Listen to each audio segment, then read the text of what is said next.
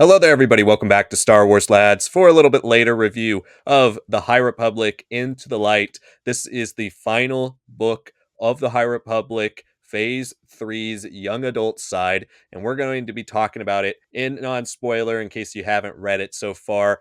Make sure you stay tuned because we do have every review out for the High Republic. We're going to have a lot of High Republic wrap up coverage here coming soon. We're going to redo our tier list. We're going to do the reading guide, all the different things that we always do when High Republic phases end. We're going to do all of those again. So make sure you stay tuned on the channel for more High Republic coverage. This is not the end. Check out our Trials of the Jedi review as well, and all the other reviews if you're interested in getting into the High Republic. Make sure you hit that like button, subscribe to the channel for more content just like this. Just because the High Republic is ending doesn't mean it's over for us with book reviews. We still review every single Star Wars book as they come out. So if you're interested in Star Wars books, this is the place to be. Comment below if you've read Into the Light. This is a little bit later review. We've been a little behind on the young adult books. So a lot of you have probably read this already. So if you've checked it out, let us know what you thought in the comments below. All right, let's get into the Light. This is Claudia Gray's return to Star Wars since The Fallen Star in 2022. She's taken a large time off from writing Star Wars novels when before she was one of our most consistent and prominent Star Wars writers. It's been 3 years since we've had anything from Claudia Gray in the world of Star Wars novels, and she's returning to young adult for the first time since 2021 with Into the Dark, which is where she cut her teeth, obviously, with Lost Stars. And so getting back into the young adult world, we have this story that is taking place after Tears of the Nameless, but before Trials of the Jedi, connecting some threads between the two. How does it connect to both? We're going to start off talking about the writing and the plot, the way Claudia Gray crafts this novel and the way she sets up the story. Obviously, no spoilers here, but Sanak, what did you think of the way Claudia Gray wrote Into the Light and the way she plotted it throughout the story? If you're a fan of Claudia Gray and her writing that she's done in Star Wars, this is a book that you'll feel very comfortable with. I picked it up. It was very familiar. Has a nice pace to it, even if there are like moments that have some lulls here and there. But she's never a writer that like fully sinks into any of those pitfalls. It's more often than not that they're the constraints above her, like the overarching High Republic, the overarching initiative that kind of determines how her stories are being written. Because we've seen, obviously, with stuff like Master and Apprentice, with Bloodline, that she's very, very capable of delivering these really, really strong books. And obviously, a lot of us first met her, in a sense, through The Lost Stars, which was a young adult novel, right? Set throughout the original trilogy, going through all these big events leading into the Battle of Jakku. So, reading this, if you've read her stuff like Into the Dark, Fallen Star, and everything, even that comic Quest of the Jedi, like, you're like, okay, like, all this stuff feels very familiar and feels like home in a lot of senses. So I was very immediately taken on by the writing. It does take a little bit to get started. There's definitely a lot of pieces that are trying to be moved in place, a lot of reminders about auxiliary stories that are kind of informing the decisions here. If you've read like Tears of the Nameless and you're jumping straight into this, there is kind of a bit of a gap, right? There isn't as much direct connectivity. Obviously, there are things with the Blight and stuff that are pretty important overall to the story. But yeah, I thought this was pretty good. It definitely does build off of what George Mann did by the end. It's just not the point of the story. So a lot of the writing is definitely kind of focused on its own adventure. And it is very much a close to everything that was started in Into the Dark. This is really Claudia saying, these are all the characters I introduced. These are all the plot lines I put out there. I'm going to wrap them up as neatly as I can. And I think for all intents and purposes, she did do that. Now, the consequence of that is that this doesn't feel super relevant overall to everything that happens in phase 3, everything that's been happening since Marchion Row and the Nile kind of destroyed everything at the end of phase 1. This is a cool story, but it almost does feel like something like a Midnight Horizon where everything happens primarily on one major planet. And then you're like, oh, but here's like one little thread that could kind of like shape and influence the bigger story in the adult novels. In this case, it's not even like that. The biggest like plot changes that happen, the biggest revelations that kind of happen are definitely a lot more character focused, but the ones that do happen with the overarching plot kind of are there to remind you like, hey, no, like this is cool, this is amazing, but this is a special, almost like one-off sort of thing, right? It's very different than even some of the conclusions that you get from the other young adult books and even some of the junior novel books, which I found a bit surprising because as we were talking about off camera, Liam and I both kind of agreed that a lot of phase 1 wave 3 felt super overstuffed. Every single medium was trying to force itself into the Fallen Star, which itself is a very claustrophobic book intentionally. But a lot of those stories didn't get a chance to breathe what they were originally trying to say. In this case, it feels like a lot of the auxiliary stories that are happening, maybe the comics and stuff like that are kind of fine because they feed into a lot of the young adult novels and the junior novels, but the young adult novels are kind of back to just being compacted, short, small. When here they should have actually been leaning a little bit more into Trials of the Jedi. There's still a lot of things happening here that you're like, did we really push enough plot points through it? Did everything that we get like a full understanding of or a first real steps towards breaking the solution open in Tears of Nameless get its full due? I wouldn't say so, but I think it was still really fun to read. I'm never truly disappointed in how Claudia Gray writes anything. It seems like she's definitely an author for the Star Wars brand that's a lot more capable when she's kind of left to her own devices, and then you can let other people kind of work in her playground and you probably get even better results. This is just not playing up to her fullest strengths as a writer, but I mean, if you've been here since phase one, this is still going to be an essential book as a completionist. There was a lot of warm feelings, a lot of some surprising introductions to the lore and all that, but still, it's pretty good. It's just hampered by how the initiatives in the High Republic have chosen to structure so many different things between the different age ranges. Yeah, for me, this might be Claudia Gray's weakest plotted book. The plot isn't that interesting. I didn't find it that compelling overall. What compels you are the characters, and we'll get into the characters in the next section of the video. But I found the characters' journeys and the way we continue with the characters that, especially the ones she set up in Into the Dark 4 years ago, the way we're seeing a lot of them wrap up their journeys in this story, I thought that worked really well. Unfortunately, the plot itself definitely feels like a B tier High Republic plot. It's not as important as Trials of the Jedi. It's not as important as Tears of the Nameless. And unfortunately, it kind of sticks out to me because Phase 3 has done a pretty good job of keeping their plots pretty consistently important. Like even Defy the Storm, which was a book I didn't like that much, had the introduction to the Blight. It was reintroduced in Temptation of the Force, but it was the introduction and the start of that story there, and it was highly referenced back in Temptation of the Force. Here, from what I've read so far of Trials of the Jedi, and neither one of us have finished Trials of the Jedi, but from what I've read, and I've read over half the book, this story is kind of just a side note. It's something they explain away at the beginning of the story, and it feels like that when you're reading it. You don't even have to have read Trials of the Jedi to know that this feels like kind of a one-off journey, and that's definitely disappointing in the larger grand scheme of the initiative. I did think the story that was told here was pretty compelling. I found the middle act fairly slow. It's not egregiously slow. This is a pretty short book, especially compared to Tears of the Nameless or Out of the Shadows, which are some of the longest books in the High Republic, Phase 1 and 3. This one definitely was a quicker, snappier pace, but there are moments where it does drag. And some of that is when Claudia decides to go back and focus on sets of characters who might not have had big story since Phase 1, who might not be as important or involved in the exciting events of Phase 3, the main stuff with the Blight or the main stuff with the Nile. They're just kind of the ancillary characters who are around. When the story goes back to some of those perspectives, when it decides to kind of be this all-inclusive, all-encompassing capper to the young adult side of the High Republic, I think it definitely slows down. When it gets into this side of the Blight story and bringing back some recurring villains that I didn't know were still a part of this story anymore and doing some of that stuff, it becomes interesting again. But I did feel like overall the plotting was fairly weak compared to not just Claudia's other stuff, but a lot of the stuff we've seen from the young adult recently, especially with how great Tears of the Nameless is and how important that story is. And having read Trials of the Jedi so far, that story is still really important. This story, unfortunately, just feels like something that's just kind of a B plot. It's not necessarily that impactful, but for the characters of Reath and Aslan, especially, who are going to continue on into the next set of stories, this one does feel like something you might want to read as a completionist, but not necessarily something that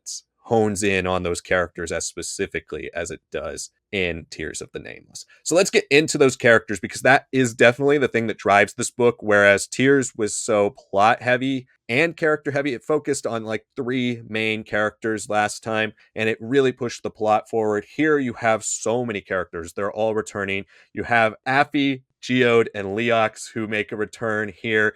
of course, because they're Claudia Gray Into the Light characters. You have the return of Des Ryden in this story. You also have Reath and Aslan continuing their story. And then on top of that, you have the reintroduction to Nan Haig, who was one of the big characters in the story in Into the Dark and kind of was sprinkled throughout the different stories of the young adult side, but has yet to be a main recurring villain until she returns here. And I could argue that this book is really Nan's story. She's one of the lead POVs for this story, and it absolutely is about her. So when you look at all these sets of characters, Sanak, some of the returning ones, some of the ones we haven't seen in a while, who stood out to you and which characters' journeys did you appreciate the most reading this story?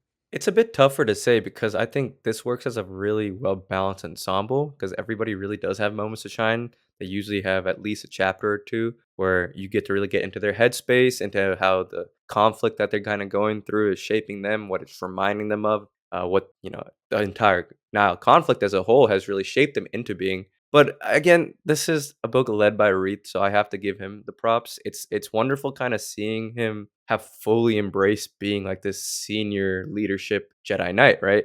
There's a lot more emphasis on like just how much different he's become and how much more assured he is, and he knows how to say what needs to be said. He knows how to gauge people's emotions, how they're reacting to him. He's still, he's still a kid in a lot of senses, so he does get surprised, but it's never like he's catastrophizing. It's never like, oh man, like I don't know how I'm gonna handle this. He's assured now, and I did really like that. Now that doesn't necessarily mean he had like a crazy big story, but it was nice kind of seeing him play that role a little bit more meaningfully because of all these relationships that he's built and fostered throughout all the different waves of the initiative. And now it's like it's almost healthy compared to like reading something like Midnight Horizon, where he's kind of playing more of like an older brother, kind of tagging along with his younger sibling, Ram Jamorum. Here, you're like, no, he is a leader amongst the Jedi. He understands that under normal circumstances he would have had much more time to develop and all that, but that he is learning to balance everything. And obviously with Tears, his relationship with Aslan and everything, that is something that I love seeing continued here a bit more. So just kind of the stability of that character, I think, stood out for me. It was nice, and I'm just looking forward to just more story from him. He's a character that I think has way more layers to uncover, to build up, and every story that appears, and he never feels like he's stagnating. He always feels like there's something a little bit better about it. There's something a little bit more that he's learned. He's someone who's truly a scholar in a lot of ways, like his original character was. He learns this knowledge, and now he's applying it. So seeing him fully realized by Claudia Gray, I think hit a little bit differently than George Mann, what he was doing with Tears in the Name, was where there's still like a lot of emotional baggage. There's still a lot of stuff with Comac and his return that's really shaping him. So I liked where Claudia put him. He didn't necessarily have anything super crazy going on, but the way he interacted with everyone, pushed and pulled, respected, made jokes, it was really good stuff there. But I think one character that definitely stole a lot of scenes, and I mean, he always kind of does, is Aslan. Aslan's pretty interesting here because, we've already seen a lot of the darker stuff, and not just here, but in the comics and the manga and everything, what he's capable of. He shows off some pretty insane powers here too in the story, which only makes him cooler and more freaky and intriguing altogether. But what really stood out to me is that while Into the Light is kind of more of the Comac kind of flashbacks, kind of interrupting the story and informing why these characters are acting the way they are, why Comac is so effective and all that,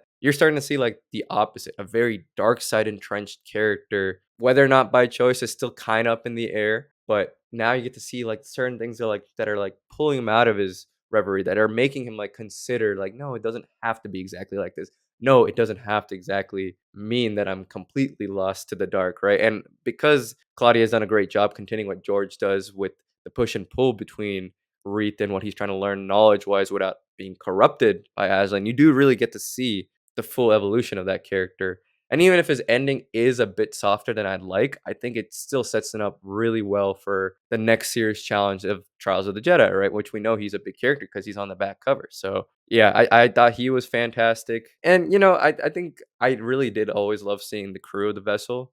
They're not huge characters, but after so many characters, after so many deaths and conflicts, just kind of seeing these characters and their dynamic with Leox, Geode, Affy, right? Like, it's just lovely to see them work together, seeing how the guild has been shaped, seeing how, 3 years affects them too, right? And I mean, Geode does have a pretty big story for of old things here. He gets along quite well with quite a few Wookiees, and that's the max I'll say about that. But some very surprising things with his character. He's always kind of played off as a gimmick. Now you're like, oh my god, seeing some more like serious things happen to this character. You're like, wow, that's some really interesting payoff. That's not something you expect, and it blinded me, especially towards the end of the book. But yeah, I mean, some really great things there. I think those were as like a set of characters, and then those two characters really drove the story for me. I want to say Nan too to a degree, but my only criticism is that there's a bit of her origin there that I feel like if you intertwined it throughout the story,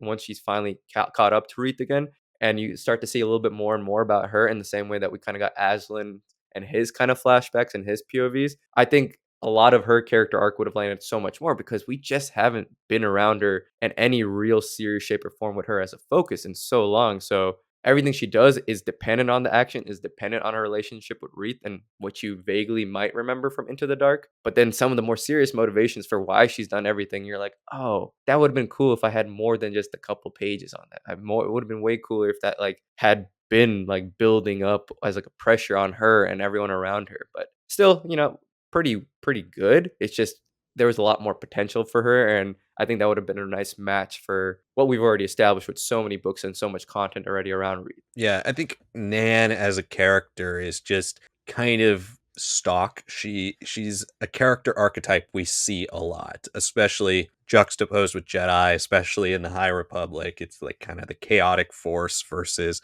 the the inherent good, and like how do those two connect and how do they play off each other and what do they mean to each other. It is nice to see the two reunited because Nan flusters Reath so much in Into the Dark, and that carries over into Out of the Shadows.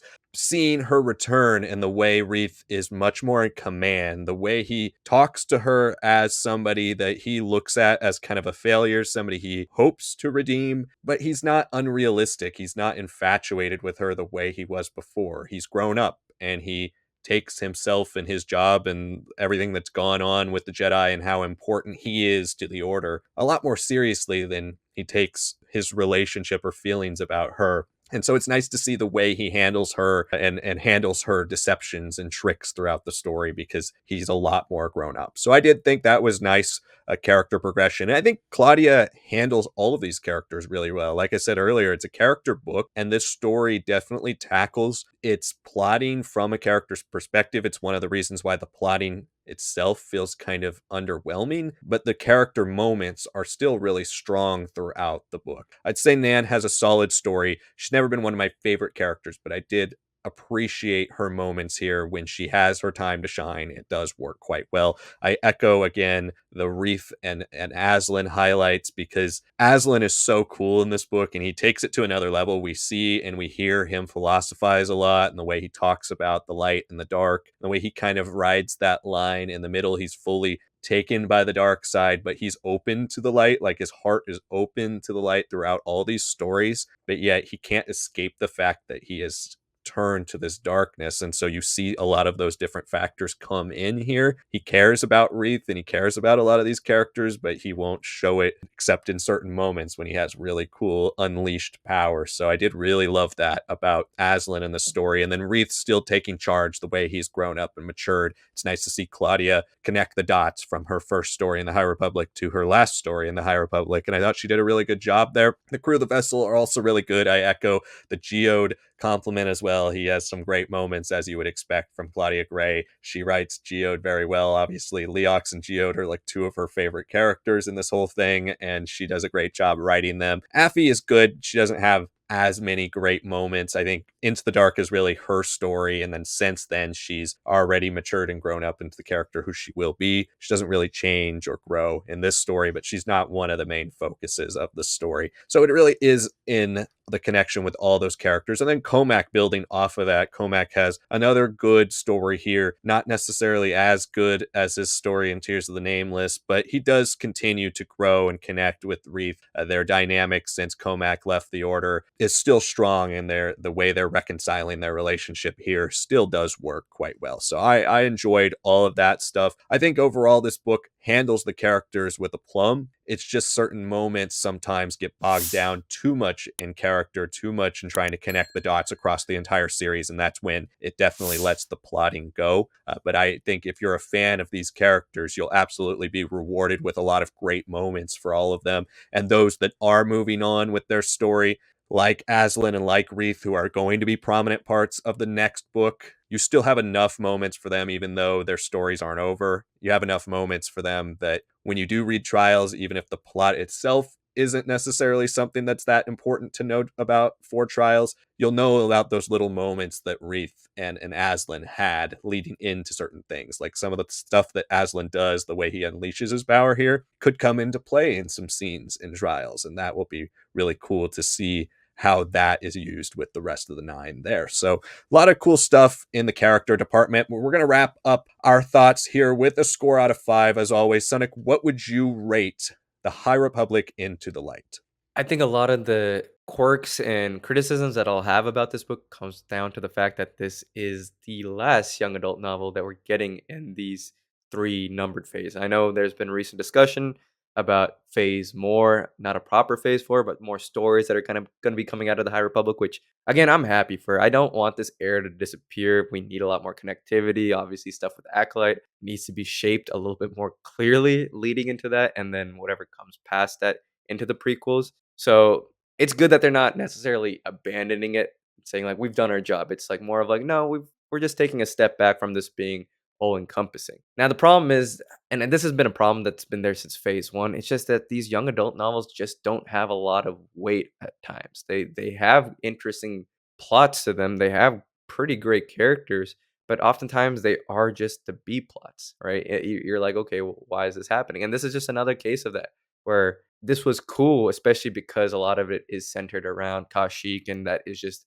one of the coolest planets in general in Star Wars. But is it enough for what the purposes of this story is going to be leading into with the conclusion of the High Republic? No, not really. I mean, you could read Tears of the Nameless, probably jump straight into Trials of the Jedi, and you'd be fine, right? And that's a bit of a disservice to the story, but it is kind of true, unfortunately. So, because of those reasons, I do have to drop this a little lower than I'd wanted to. But that being said, like we've been really harping on throughout this review, it's very character driven. If you like these characters, if you've been around since 2021, you'll like everything that Claudia does. Even characters that only have a few moments, like a Dez, for example, you get to understand a little bit more about the bearish vow, about what it means to be a Jedi, seeing the Jedi after 3 years of conflict and all that. Like that's very thoughtful writing that Claudia has always nailed, 100%. It's just that I wish that this plot had something more to it, and the way that this plot concludes, while it's very neat, is one of the times where I actually wanted it to be more like wave 3 of phase 1, where I wanted to be leading and feeding way more directly into Trials of the Jedi, and I don't think that's really gonna be the case here. So, for those reasons, I will have to give this a 3.25 out of 5. Yeah, I thought this was a solid story. Overall, the plotting is solid. It's not great. I think it's hampered at different times throughout the story, but the characters still have really strong moments. I liked a lot of what I read here, and as a wrap up for the young adult side of Star Wars The High Republic, I think it's a really good piece of storytelling. It's just not a great piece of storytelling. And I think it falls right in the middle of all of these things that we've seen from the High Republic in the young adult side so far. Is it as good as the Phase 2 ones? Is it as good as Tears? Is it as good as Into the Dark? To me, no, but I think it's significantly better than Defy the Storm, Out of the Shadows, Midnight Horizon. And so for me, this is a 3.5 out of 5. I think it's a solid book. Definitely one worth checking out if you're interested in this set of characters and Claudia Gray. To me, it's her weakest effort so far in the High Republic from the book side, but it's still a worthwhile story to check out. Also quite short, which helps with the pace if you're not certain you want to get into a story that's maybe not extremely essential. But I think it's a worthwhile story to read, just not what I was hoping for after reading Tears of the Nameless. I was hoping for the most epic, great end to these characters, but we'll see what happens to them in Trials of the Jedi. Thank you so much for watching this video. Make sure you hit that like button if you haven't. It really helps our channel out. Subscribe for more content just like this. Again, like I said, High Republic wrap-up coming soon, as well as more Star Wars book reviews throughout the summer and throughout the rest of the year. We review them every time they come out, so make sure you stay on the channel for all of that. Comment below if you've read Into the Light. What did you think of this story? Are we completely wrong, or did you like it even less than us? Let us know in the comments below. Thank you so much for watching this video, everybody, and we will see you all next time.